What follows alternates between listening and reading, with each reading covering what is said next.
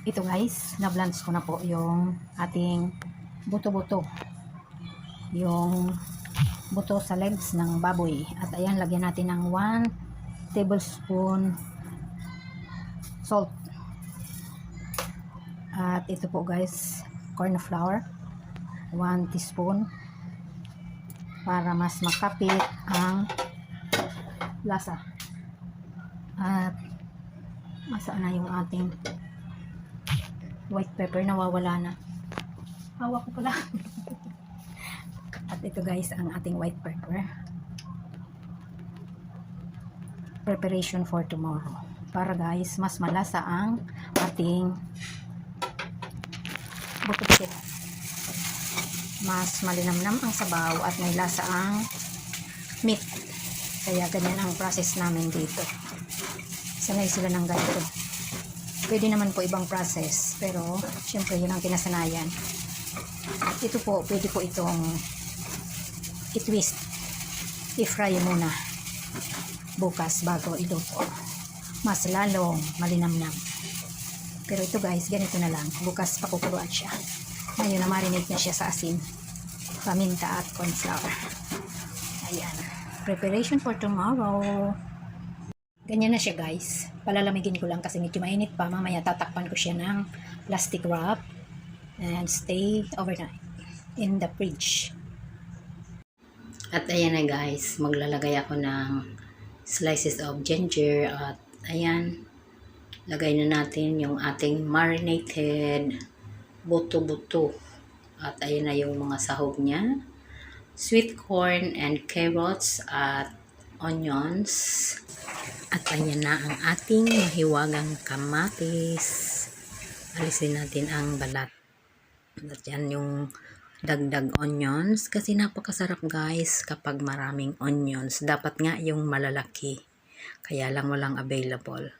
At sila guys, hindi pwedeng walang soup. Kaya yan na po ang aming soup for the day. At maglagay tayo ng white pepper. Depende po rin sa inyo kung gusto nyo na maglagay ng white pepper kasi mas malasa pa rin po. So, ayan, maglalagay din ako ng 2 slices of kamote at ayan na nga ang ating juicy fresh tomatoes. Ayan, napakalasa niyan guys. Ayan, sabay-sabay lang sila at paminsan-minsan stir po siya natin para hindi didikit sa ilalim. So, ayan na guys. Pakukuluan lang ng mga 1 hour. At magdagdag na rin po tayo ng asin para sa final taste. Ayan. Dapat malambot talaga ang karne. Para mas, at ayan na rin po ang pinaka-ultimate pampalasa ang ating spring onions. I-try nyo rin guys, napakalasa niya. Nawawala yung medyo malansa at napapalitan ng masarap na lasa.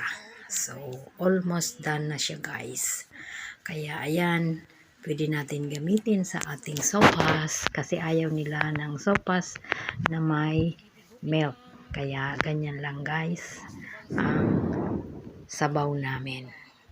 Mayroon ng sabaw, mayroon ng gulay at yan sabaw sa ating macaroni sopas. Oh, ayan na guys, diba? Napaka-natural ang kanyang pagkakaluto. Walang betchin o ano pa man na pampalasa. Ganyan lang siya guys. At meron na rin ulam. Yung meat na pinalambot natin. So, ayan na guys, ang ating lunch. At dito guys, dapat laging mainit na sabaw. Kaya lagi tayo nagluluto everyday ng iba't ibang klase ng sabaw. At yun pala guys, siyempre meron oil sa ating sabaw. Kukuhanin ko siya guys at ilalagay ko siya sa pagluluto ng boiled vegetables. Ganyan lang guys kasimple. Tipid at magagamit pa sa ibang pagluluto yung fats na na-extract sa soup. Ganyan lang guys, kasimple, at maghain na rin lang tayo ulit ng pangalawang bowls kasi 2 persons po ang kakain. O di ba? Makikita naman po na mukhang masarap at kaaya-ayang kulay. Okay guys, ayan na ang ating pinakulong vegetables. Shuchoy or Chinese pechay. Masarap siya guys, lalo na kung sanay na rin tayo. Kasi wala siyang betchin. Pag sanay na guys, napakalinamnam niya. Kaya sanayin natin sa mga walang betchin o ano pa dagdag pampalasa para mas healthy ang ating pagkain. So, almost done guys. Let's enjoy our lunch and have a good day.